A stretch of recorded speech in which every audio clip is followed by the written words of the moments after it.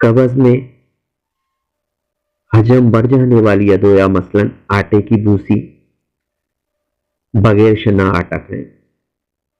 غذا میں پھل، سبزیاں ریشہ سمیت، ساگ پات، شلجم، توری، کدو، ٹنڈا، کریلا، کھیرا کھائیں، اور اسپاغول کا چھلکا 2 چمچ نیم گرم دودھ یا پانی میں ملا کر رات سونے سے قبل استعمال کریں۔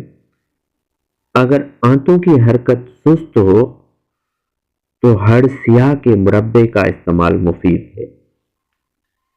آنتوں کی حرکت چست رکھنے کے لیے روزانہ 26 گرام ریشہ غذا میں استعمال کریں اور 8-10 گلاس پانی پیئیں۔ ورزش بھی قبض میں مفید ہے۔ ورزش سے اعصاب کو طاقت ملتی ہے، غذا کے اخراج کا عمل تیز ہوتا ہے اور آنتوں کو حرکت و تحریک ملتی ہے۔